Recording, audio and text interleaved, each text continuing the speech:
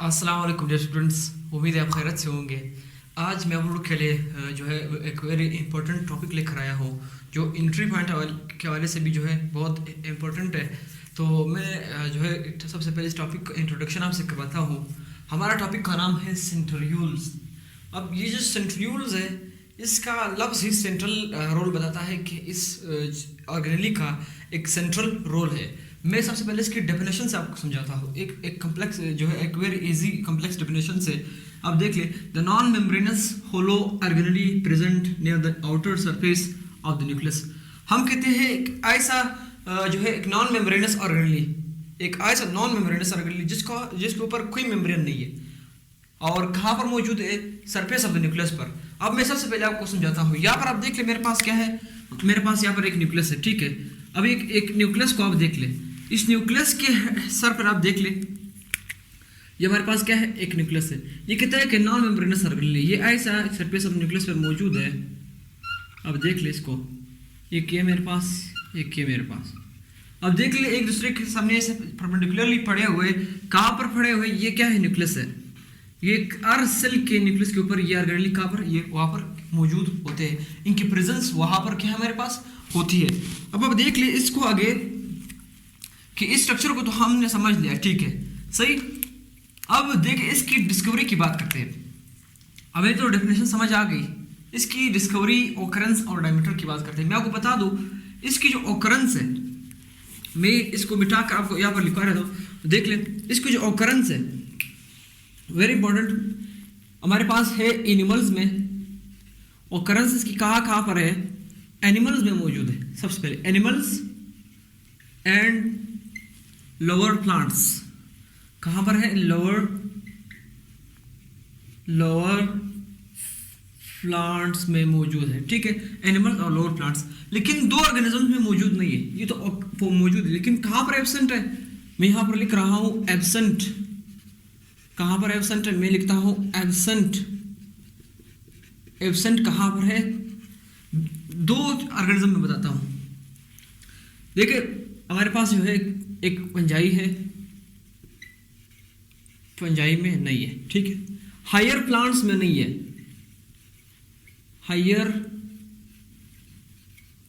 Plants में जो है क्या है, मौजूद नहीं है। ये आपको ये पॉइंट पता होना चाहिए। लेकिन मैं इसके साथ साथ एक एक्स्ट्रा पॉइंट में बता दूं, हमारे बुक में नहीं है लेकिन ये फंजाई लाइक प्रोटिस्ट में भी मौजूद है।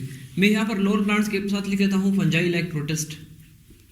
फंजाई लाइक प्रोटिस्ट मैं यहाँ पर लिख रहा हूँ, ठीक है। फंजाई लाइक प्रोटिस्ट में मौजूद है।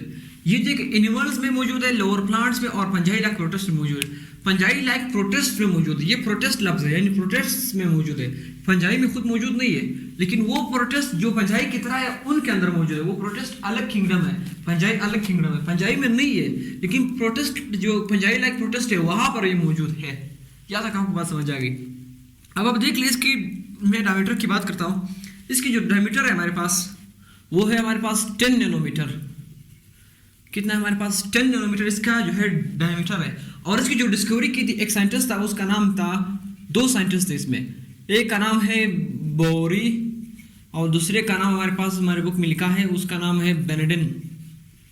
यह नाम आपको याद करनी चाहिए, एमसीक्यूज के वजह से जो है पिछले सालों में इंडिकेट में रिपीट हुए हैं, ठीक है।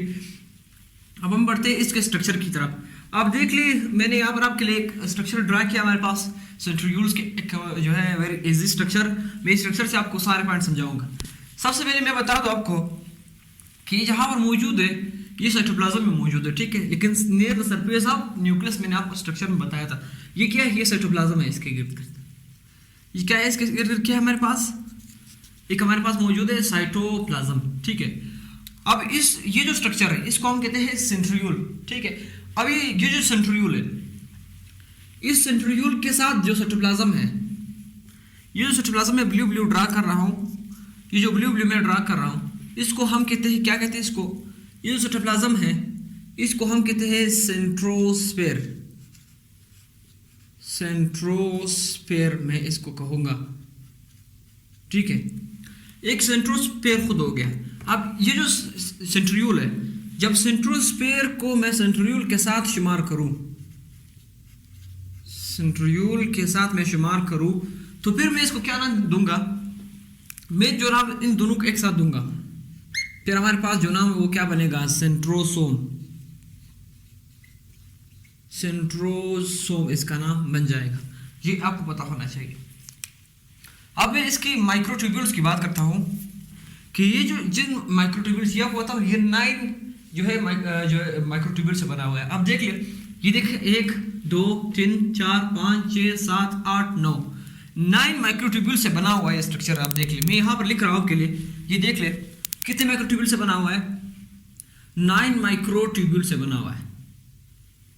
9 माइक्रोट्यूब्यूल से बना हुआ ये जो स्ट्रक्चर है, ये सेंट्रियोल का स्ट्रक्चर। अब इस 9 माइक्रोट्यूब्यूल के अंदर आप देख ले, यहाँ पर ये देखिए जो एक माइक्रोट्यूब्यूल के अंदर 3 और ट्यूब्यूल्स, 1 2 3, यानी 9 × 3 हमारे पास 27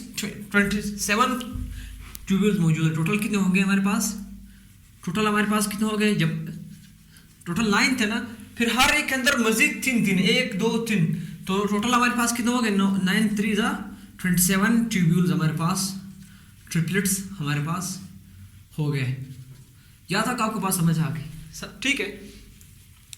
अब आप इसके स्ट्रक्चर को आपने देख लिया, ठीक है, ये इसका सेंट्रल स्ट्रक्चर है, ठीक है। यहाँ पर जो अरेंजमेंट की मैं बात करता हूँ, मैं जो अरेंजमेंट की बात करता हूँ, देखिए हमारे पास कितने ट्यूब्यूल, 1 2 3 4 5 6 9 हमारे पास कितने ट्यूब्यूल्स है, ठीक है। लेकिन सेंटर में हमारे पास कोई ट्यूब्यूल नहीं है, ये बात आपको पता होना चाहिए। ये इसका सेंट्रल जो है रीजन है, यहाँ पर कोई ट्यूब्यूल मौजूद नहीं, इसलिए मैं कहता हूँ इसका जो अरेंजमेंट है वो आप लिख ले, क्या है हमारे पास, 9+0 अरेंजमेंट, ठीक है, अरेंजमेंट, ठीक है। 9+0 अरेंजमेंट मतलब ये है कि यहाँ पर आप देख लें, ये क्या है, ब्लू जो आपको नजर आ रही है, ये 9 ट्यूब्यूल्स है, +0 जो है वो न्यूक्लियस के सेंट्रल के लिए इस्तेमाल होता है, यानी सेंटर में कोई भी ट्यूब्यूल नहीं है, इसलिए 9+0 का मतलब ये कि 0 ट्यूब्यूल, सेंटर में कोई ट्यूब्यूल नहीं है, ये रेड वाला कोई ट्यूब्यूल नहीं है। अब इसकी पोजीशन की मैंने बात की, मैंने आपको बताया था, ये अब देख लीजिए जो स्ट्रक्चर है ना, ये स्ट्रक्चर के नीचे ही हमारे पास क्या होता है, यहाँ पर हमारे पास होता है न्यूक्लियस।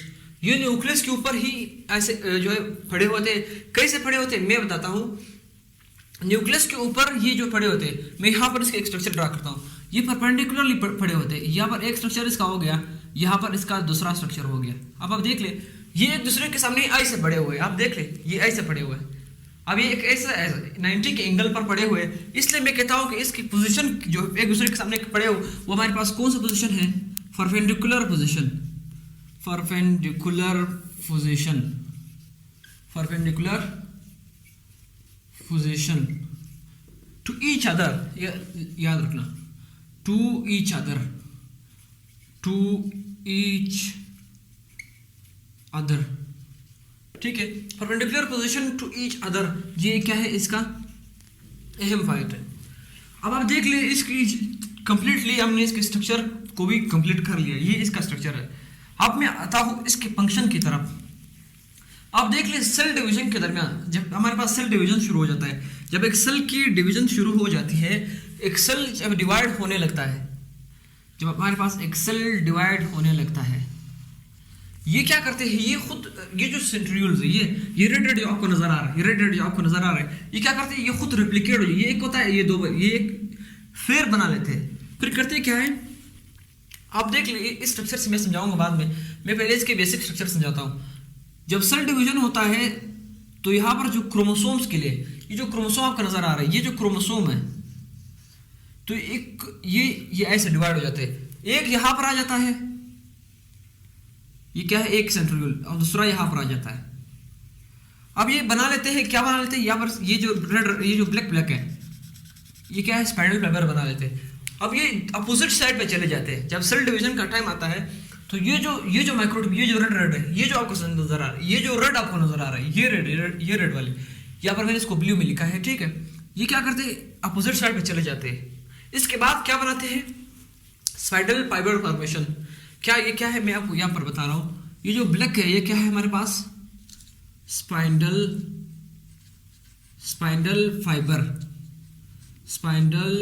फाइबर्स फॉर्मेशन कर लेते। स्पाइंडल फाइबर्स जो है ये बना लिए इन लोगों ने। अब देख लिए इन ऑर्गेनेलिज को, जब इन लोग ऑर्गेनेलिज ने जब स्पाइंडल फाइबर बनाए, किस लिए बनाए?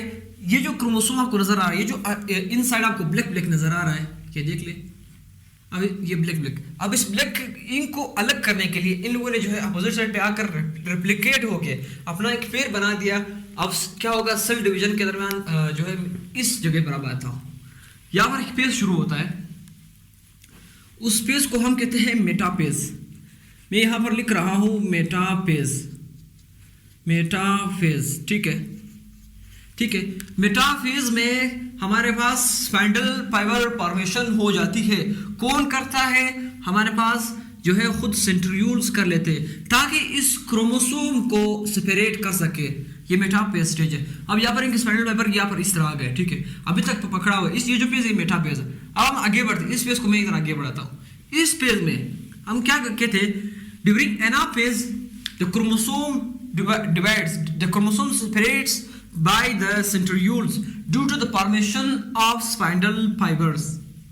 मैं क्या कहता हूं, जब ये स्पाइंडल फाइबर बने अगले पेज में, इसको एनाफेज कहते हैं, ठीक है। अब इस एनाफेज में ये क्रोमोसोम क्रोमेटिड अलग हो गए, सिस्टर ये वाला अलग हो गया। अब हो गई डिवीजन। अब क्या होगी, अब होगी क्या होगी, अब सेल डिवीजन होगी। क्या हो गया, अब सेल डिवीजन होगी, ठीक है। ये इनका काम था कि इनको अलग कर दे, ये क्रोमोसोम्स की सेपरेशन करना। स्पाइंडल फाइबर्स, ये जो ब्लू है ना, ये ब्लू क्या हमारे पास, ये हमारे पास है स्पाइंडल फाइबर्स। स्पाइंडल फाइबर्स क्या हमारे पास, स्पाइंडल फाइबर्स है, ठीक है। स्पाइंडल फाइबर बना के हमारे पास क्या है, क्रोमोसोम की डिवीजन कर दी सेल डिवीजन के लिए। अब इस पेज को मैं क्या नाम देता हूं, मैं इस पेज को जो नाम देता हूं वो है एनापेज। एनाफेज, एनाफेज आपको समझ आ गई, ठीक है। अब आप देख ले आगे इसमें, अब इस पूरे अपरेटस को, ये जो अपरेटस स्पाइनल फाइबर बना, सेंट्रियोल आए, क्रोमोसोम की डिवीजन हुई, इन सब को मिलाकर इस अपरेटस को मैं क्या नाम देता हूं, इस अपरेटस को मैं नाम देता हूं, यहां पर मैं लिख रहा हूं mitotic apparatus. Mitotic apparatus, mitotic apparatus का नाम मैं देता हूं। क्यों देता हूं कि यहां पर हमारे पास क्या क्या चीजें आई, स्पाइंडल फाइबर्स आए, दूसरा हमारे पास क्या आया, सेंट्रियोल्स थे, तीसरा हमारे पास खुद क्या है, क्रोमोसोम्स है। अब इस पूरे अपरेटस को मैं नाम क्या देता हूं, माइटोटिक अपरेटस देता हूं। एक और इंपॉर्टेंट बात इस हवाले से, बासल बॉडी के, हम आगे हमारा जो टॉपिक है वो बासल बॉडी के हवाले से भी होगा। बासल बॉडी एक ऐसा स्ट्रक्चर है जो सेलिया फ्लैजेला की जो है जो ग्रोथ को कंट्रोल करता है, ठीक है। ये जो बासल बॉडी फॉर्मेशन है ये खुद ये भी सेंट्रियोल करता है। इन वहाँ पर भी ऐसा एक अरेंजमेंट, ये स्ट्रक्चर वहाँ पर बासल बॉडी का भी यही स्ट्रक्चर है। मैं आगे आपको अगला टॉपिक यही होगा। तो ये बासल बॉडी फॉर्मेशन कौन करता है, बासल बॉडी कौन करता है, बाय सेंट्रियोल्स, ठीक है। सेंट्रियोल्स खुद इसकी फॉर्मेशन करता है। अब आप आगे देख लिए, एक और इंपॉर्टेंट एक्स्ट्रा पॉइंट है, इंपॉर्टेंट केमिस्ट्री के हवाले से आ सकता है। जब स्पर्म की फ्लैजेलम और स्पर्म को मोमेंट, ये दो चीजें जो है फर्टिलाइजेशन के टाइम, ठीक है, ये जो दो काम है ये किसके, ये सेंट्रियोल के। मैं क्या कहता हूं, मैं कहता हूं कि इसका देख ले, ये हमारे पास क्या है, स्पर्म है, ठीक है। ये स्पर्म का क्या है, हेड है, ये इसका क्या है, एब्डोमेन रीजन है, ठीक है। ये हमारे पास क्या है, अब स्पर्म का एक टेल होता है, ये क्या है, स्पर्म का एक टेल है। अब स्पर्म की इस टेल को हम कहते हैं, क्या कहते हैं, हम इसको कहते हैं फ्लैजेलम। फ्लैजेलम इसको कहते हैं। इस फ्लैजेलम को बनाना कि ये स्पर्म आगे क्या करे, एग के अंदर क्या करे, मूवमेंट करे। मैं यहां पर क्या लिख रहा हूं, मैं यहां पर एक लफ्ज लिख रहा हूं, मूवमेंट, ठीक है। स्पर्म की मूवमेंट के लिए जो फ्लैजेलम बनाना, ये किसका काम है, सेंट्रियोल का काम है। ये इसका वेरी इंपॉर्टेंट फंक्शन था। तो स्टूडेंट्स, उम्मीद है आपको लेक्चर समझ आ गया होगा। तो अगर आपको कोई भी प्रॉब्लम है इस टॉपिक के हवाले से तो आप मुझे कमेंट बॉक्स में अभी भी कमेंट करें, मैं आपको रिप्लाई करूंगा, आपको डायग्राम्स के जरिए, फिर भी मैं कुछ और भी आपको एक्सप्लेन करके समझा दूंगा, कोई मसला नहीं है, आप समझ जाए भी अच्छी बात है। और इसी के साथ साथ हमारे चैनल को लाइक करें, सब्सक्राइब करें, शेयर करें और इल्म फैलाने के इस अमल में हमारा साथ दें। थैंक्स।